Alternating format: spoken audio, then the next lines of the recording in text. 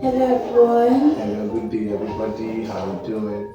Hope you did have a wonderful one last week, even as we remember the significance of why Jesus came on earth to die for you and I.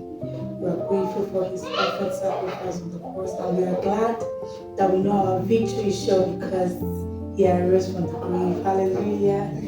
Thank you so much again for joining us in the latest episode of the Joseph podcast. Alright, so today we'll be delving quickly into a topic that is sacrosanct. It's of importance in every family, and at preliminary levels, it's many times abused, and in the marital level also, it's also many times forgotten. So, forgotten. And this topic is called keeping setting boundaries. Setting boundaries. So Yeah. Okay, boundaries in marriage are like fences. In your compound, you have this fence that keeps the outsiders outside. It shows the starting point and the ending point of the house and all. So boundaries, I would say, in marriages are like these fences. They are like these fences. They help create or explain where your emotion starts, where what you want starts, and end what you can take, what you cannot take. And when these boundaries are set in marriages, it helps both partners feel safe and feel respected. It helps you both feel safe and feel respected. And you understand your boundaries, you understand mine, you respect his, he respects mine. This is what boundary in marriage actually is. It helps you know, okay, when it gets to this point, you can't take it. I need to respect it. And you can create boundaries in so many areas in your marriage. It could be in your finances, it could be in your personal space, it could be in your family planning and all. So I'll be asking my wonderful husband the importance. He's going to shine some more light on the importance of boundaries in marriage. Yes, if you think of the importance of boundaries in marriage. well, we highlighted about two. Number one, it's primarily for safety.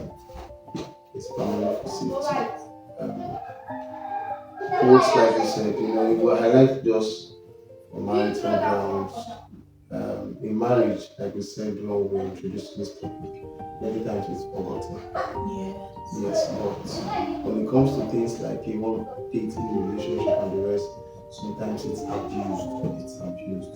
It's abused many times because some people at some point being emotional, being attached, different people, different ways they came into their relationship. And because of it, many times a lot of people have used these boundaries, as far as going down to check someone's messages, who visits, who calls, why are you doing your business with who, why is this person your assistant at work, all of those things. And if you take your time without being biased, sit back and pay attention to some of these things that's being done, you realize it negates the concept of safety.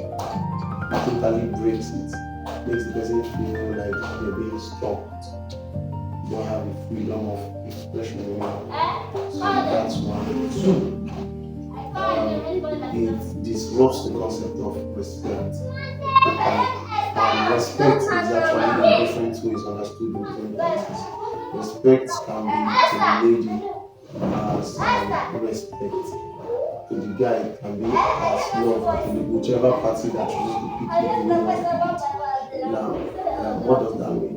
When you don't address or give some certain boundaries, you start playing on trust issues. Yeah. You start affecting trust issues, giving the other person the concept of you are not to be trusted. Yes. And It's a because, positive vibe, yes, yes. and because you are not to be trusted, it gives them also this feeling of why would you disrespect me like that? I've committed so much to this guy, Yeah. and you know. it messes a lot of things up. So another benefit like I like is respect. Respect. Another necessity for boundary is the overlighted safety, the overlighted respect is for maturity. Let me use the word maturity. How I use the word maturity to describe it to be how we are being presented outside. Because even the relationship and all, the way people view it, the best definition of people's view of a relationship in our own current world can be termed as this relationship is mature. This relationship is mature. What makes a relationship mature is that the dealings of that relationship are done in a way of proper management. There is proper communication, there is management of issues that are not done in such a way that it becomes public. There is control in some certain areas that is manageable.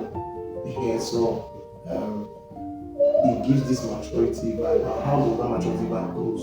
You are letting something out when you're speaking. If I'm outside and probably maybe somebody is speaking, you are speaking. And because of the fact that you already know some of the boundaries I have in some instances, or I am speaking, and I already know some of the boundaries we have when it comes to communication. Also, let's say I'm using some certain form of words, so I'm speaking to someone, and I know that there is a line that you've drawn, and say this line shouldn't be crossed. Once you cross this line, I tend to act this way. At that moment, it will be carelessness for me to cross that line and not expecting that you will react in response to it. So boundaries is also a form of ensuring maturity in a relationship or a marriage. So we understand now that but the importance of boundaries is prevents misunderstanding. Yes. It prevents conflicts. Yes, because you understand what works for both of you. Yep. It prevents resentment because there's some persons that stay in marriage and when the partner overlooks most things, the person holds dear to herself or to himself, they become resentful, like whatever, just do your thing, have you? And you feel like this person is not understanding or is not loving or doesn't want to be in that marriage, but you just keep a part of what and understand that it's not about the other controlling the other. No. So while you're in a marriage, you speak to each other, know what you want, and respect it. Hold it there to you. Don't overlook it because it can create issues in marriage. So we're clear that know what works for both of you. Stick to it and respect it to avoid conflict and to enjoy or have beautiful home. In a basic sentence construct, we can highlight that setting boundary begins from both of you actually sitting down to communicate what those boundaries should be. So a boundary is dependent on the people in the relationship. It's not a general overview of what should be. It's particular to the people in the relationship or in the marriage. I won't set boundary on the standards of another person's. I will set a boundary on my person and her person. That's basically it. So whatever it is she doesn't like, because these are the things that helps your home flow better. The longevity of your home is not dependent on what you see on social media. It's not predicated on what you think other men do. Hey, other men are like this. Why are you not like this? That's not it. Understand the scenario of what plays, understand the boundaries, understand how some things play. And I believe even as we highlight some of the areas, boundaries can be set in. We will not use the word should be, but can be placed in. You get to understand some of these things, basically. So what are those areas that as a couple you should set boundaries? Okay, let's start from first one. Let's start from the one we've highlighted a little bit on communication. Communication is one of the places where boundaries can be set in play. Why communication? Why communication? It is important that you get to understand how your partner loves to be spoken to, especially in some certain instances. Because communication is not just in what is being said, it's in how it's being said. It's in where it's being said. Body All, language. all of these things are a criteria for communicating properly.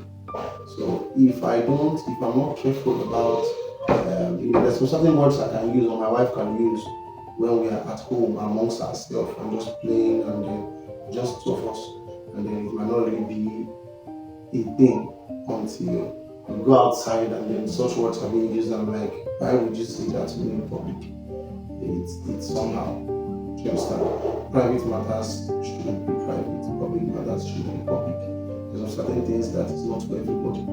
It's to hear. And also, areas also, irrespective of the fact, areas is also something to consider. Let me give an example. You can also be among matured minds that are close to quote family. But that should also be a reason why some certain things should not still be said. Do you understand? Even gesture. For example, a man can be very helpful to you in the house and does a lot of things for you in the house. And then you go outside, and the fact that he does it for you in the house, you know that at a certain environment, the culture there is not proper in doing some certain things. Again, boundaries.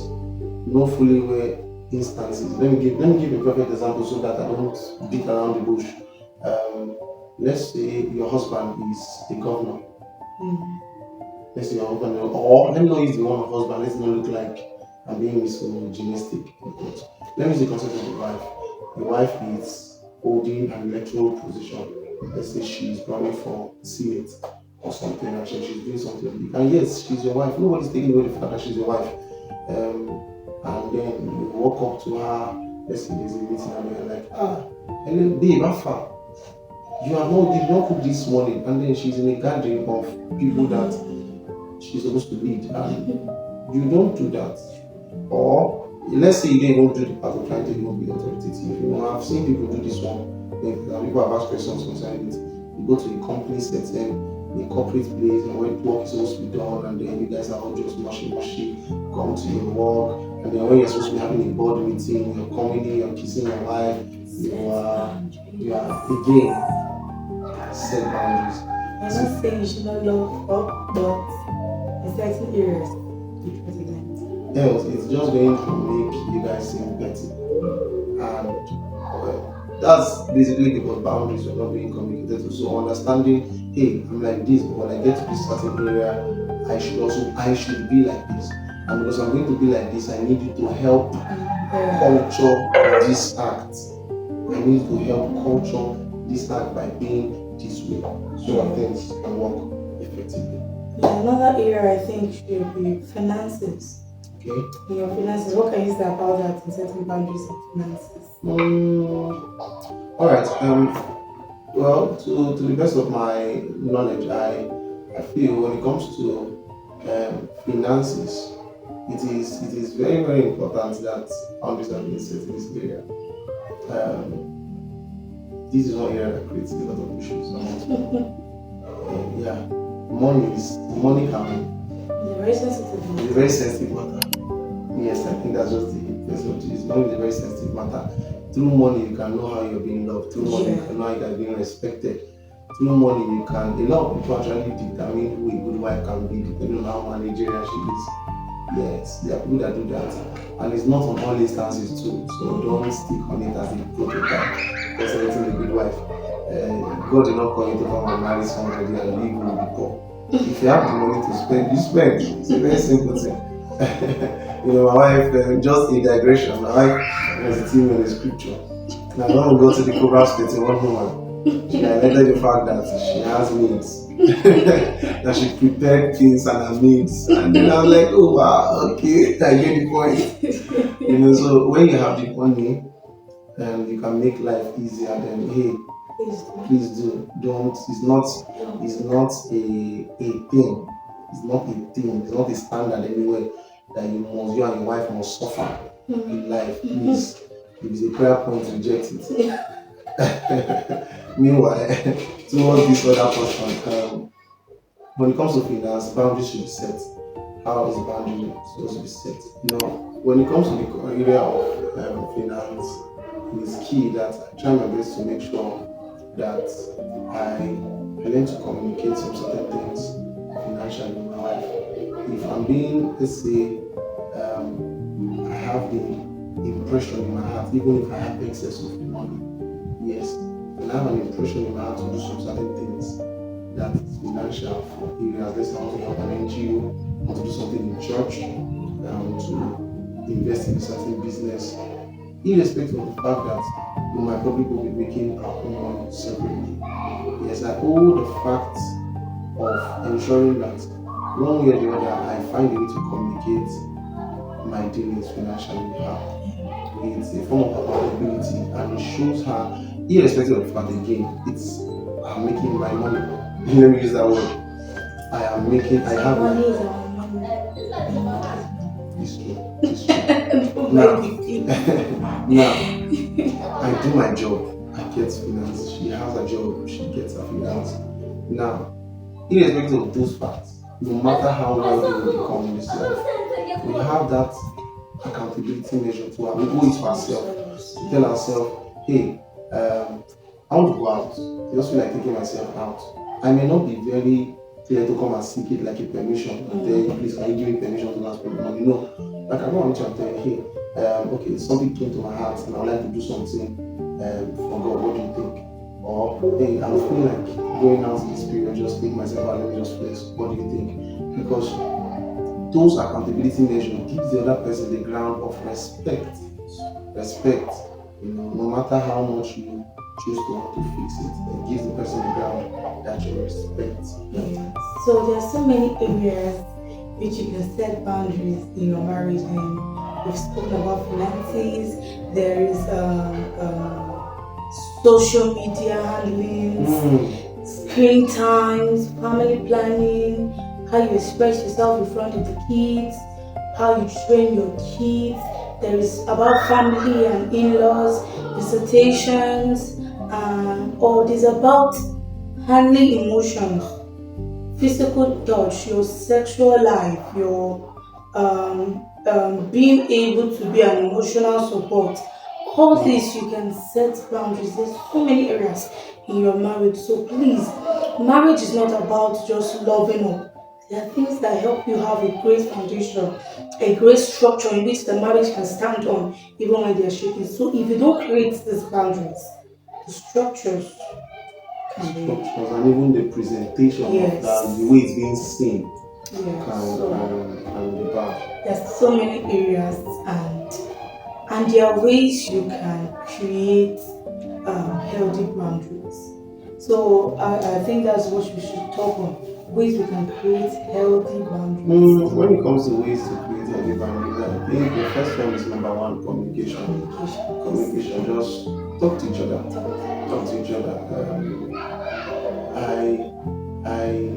There are many times where my actions sometimes can be very sincere, yet become detrimental to my partner. So let me give an example of something that can be good and bad at the same time. Your ability to defend yourself. Defending yourself can be a good thing, but if it's going to cost you the name of your family, sometimes silence is a good instance. Being single and being married sometimes teaches you a lot of things.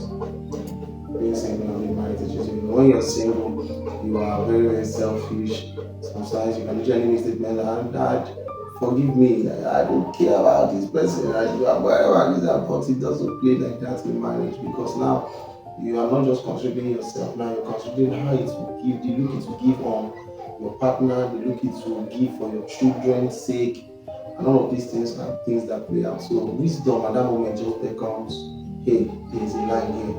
Don't do this, because we cross this, people get to see us like this, and we don't want it to be like that. So let's just So that's another step to take when creating boundaries. Identify your limits. Because first of all, know your limits. First, know your limits so you can be able to identify it with your partner. If not, conflict will be arising, and you yourself will not even know what is even causing the conflict. So know your limits. Identify your limits. Communicate them clearly with your partner so that you can understand what you're building. 4, Practice empathy. Practice Practice empathy. it. Learn to be in someone else's shoes. You will need that. You will need that so much. You will need to practice empathy. Understand your partner. Okay, this is what he likes. Okay, let's create a middle ground here. I'll meet you here.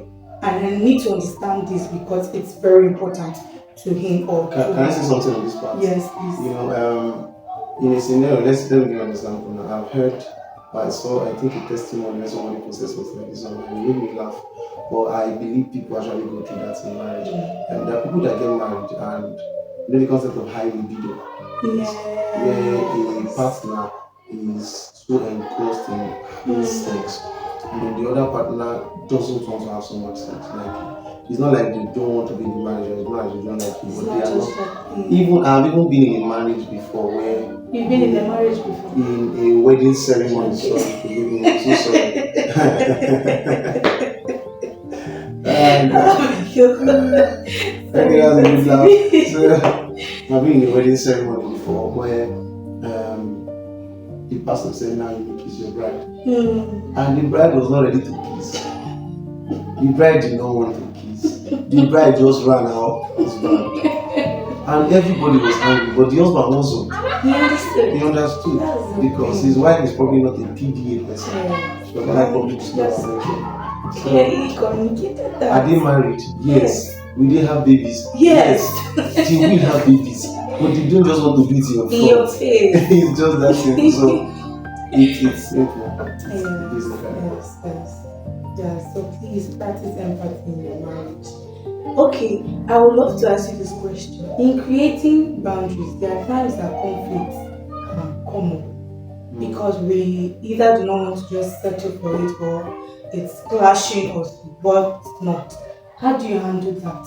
But you both clearly want to be together. You both clearly want it to work.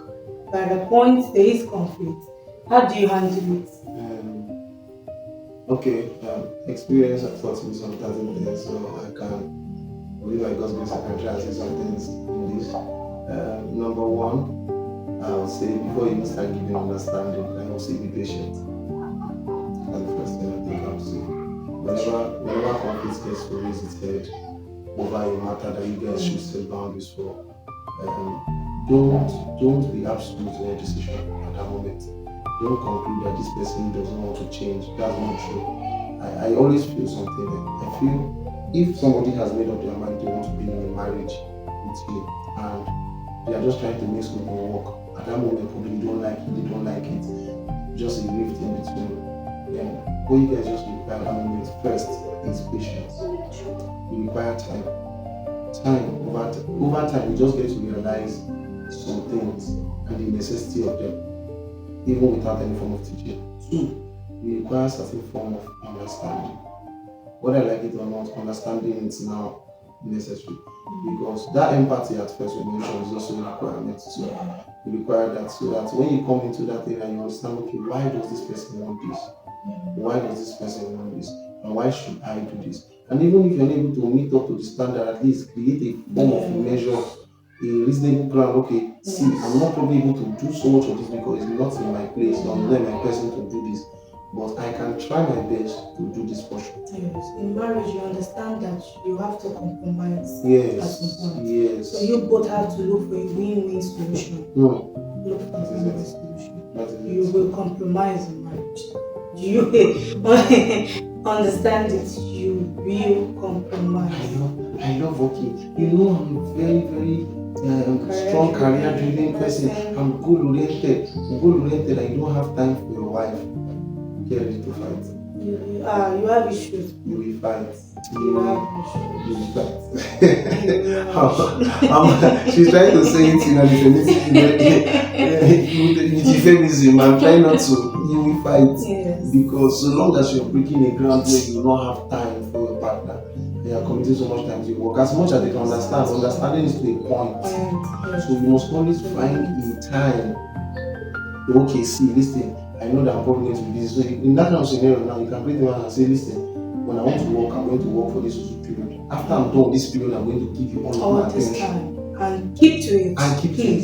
Keep to it. it is Really better into they know that breaking the this ground. exists, and then once in a while break your protocol. Yes, go out for the Go partner. out, go out. Sometimes, Yes. some sorry, Sorry. sometimes even if your partner already knows that this is your routine, sometimes break that routine. Break. Break that routine just to make It them makes feel them like feel special. yes, that's it. It makes them feel special.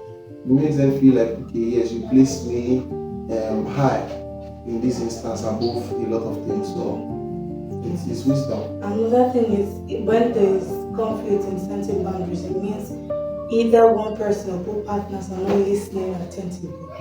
So you both will need to calm down and listen. Like repeat it like you're talking to a toddler. Okay, this is what you want. Okay, this is what you are actually saying. If there's conflict, it either means somebody is not actually listening, or the both of you are not listening. So these are ways you can sort of paddle it when there's when conflict arises when you're trying to set or create boundaries in the marriage. So please understand that boundaries are really important in marriage. As simple as when I keep something here, I don't like somebody taking it. Or do not take something without my permission. I know we're married, I know what's mine is yours, what's yours is mine. So please let me know before you pick it up. There are some persons that are pattern, their mind works in pattern. So when you drift that out or when you take that out, it's or spoils other things, one or two things. So please understand the person, understand okay, this is this person's character, and this person has a good reason why he or she works like this. You compromise and you respect that person's In addition, before I think we're yeah. done, in addition, before we wrap up, understand please that, well, I'm not in your relationship, neither am I in your marriage. But one thing I can just say is that I believe that if your partner is willing or is trying to create any form of boundary with you, understand primarily first that they do not hate you. Yes. Understand primarily first that they do not have that understanding first. Just have that, again, remove this concept of social media from your head and unnecessary talks that go around. That something is working in someone else's home does not mean to work in your home. It's two persons that are getting married to become one, not three, not five. It's not a community gathering. Yes, it's two persons getting married to become one. So whatever place that is between you and your partner, meaning that whatever works for me and my wife does not have to work even for my own daughter and husband. It's just how things should be. So a lot of things factor out these whole boundaries and all. If I realize that there are some certain things my wife doesn't like, let me use for example social media, and let's say I have females that send message. I'm working with female people a lot, and then I realize that my wife is probably not this very trusting person. Again, take note, her nature first. I like probably my wife is not this very trusting person. Wisdom they comes that if any lady comes around my side, the first thing I do is introduce my wife into the picture. First, introduce my wife into the picture. Secondly, because of the fact that I know that these people are going to be around me, I start watching when I call them, how I talk to them. I start becoming careful on how I joke with them, who visits me, what time they visit me. Don't say she's overbearing. Don't say she's why you acting, you're too jealous. No. If she's being like that, then probably there's something that's playing out. But again, always take time to watch out for this thing and have the understanding that your partner does not hate you. Get to understand them and let them get to understand you. It's been a beautiful conversation. Yeah. Seriously, it's been a beautiful one. Thank you for staying with us so much. to this very point. And I hope you've taken one or two lessons that will help your marriage or give you more insights to what you expect when you enter marriage. Because it is important and we're really here to drive out lessons that can help you build a beautiful, peaceful home and that will give God glory. Thank you so much for joining us in this episode of the Joseph Podcast. We'll see you again next week. Have a wonderful time.